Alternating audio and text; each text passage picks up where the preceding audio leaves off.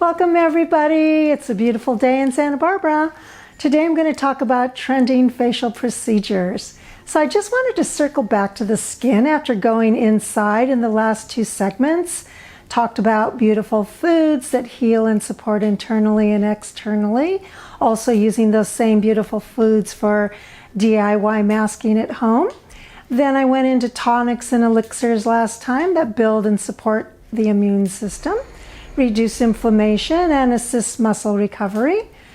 And now I want to talk about those trending facial treatments, their similarities, their differences, and the pricing. So first we have microdermabrasion, which has been around for a long time, and the purposes of all these peels are the same. So chemical peels, laser resurfacing, blue light therapy. The difference with microdermabrasion is it has a vacuum which suctions the fine crystals that exfoliate the skin. And it's done in a series of 6 or more depending on the depth of scarring or the condition of your skin. The cost varies and it's somewhere around $60 to $75 and lowers with a package series. The downside is that the vacuum tugs and pulls at the skin, creating sagging. And history has shown this time and time again.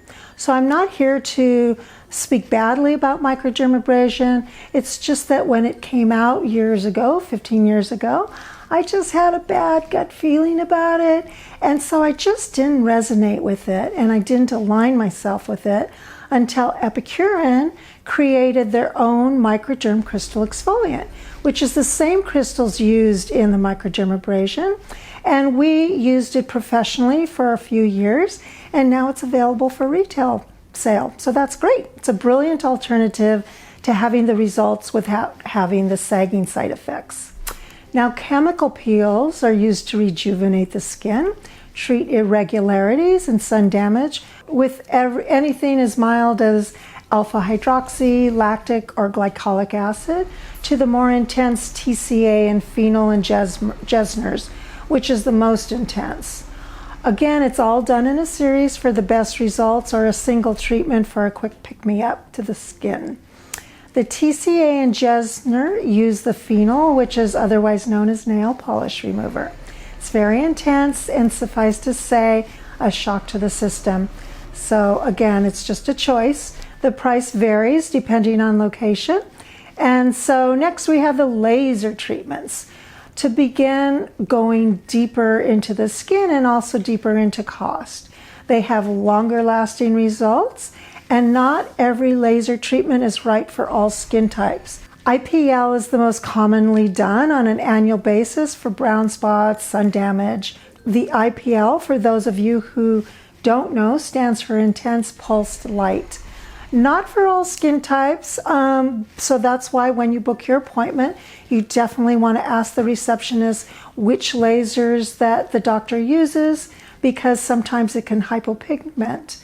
When the doctors lease their equipment, they are getting different lasers every year, and so they might not be as familiar with the settings as they would if they own it. However, most doctors are going to want to get new equipment every year because there's always something new coming out. So make sure you do your due diligence and ask those questions. The next is the Fraxel laser, which is helpful for wrinkle removal and crow's feet. It's like a little mini facelift with a few days down. The challenge is finding the laser for your skin type. So again, ask those questions. Don't agree to something that might cost you a bundle and not be appropriate to resolve your skin issues. So there's pulse dye laser for broken capillaries and cuperos. There's the fractional CO2 laser for deep acne scars. And there's the laser genesis for rosacea, to name a few. Now, all laser treatments are around $500 and done in a series. So to be clear, they're $500 each. The IPLs in Santa Barbara are now $600. The question you might be asking is, are there alternatives to these treatments? And the answer is absolutely yes. And we're going to talk about those in the part 2 on Sunday. Until then, for the love of your skin, namaste.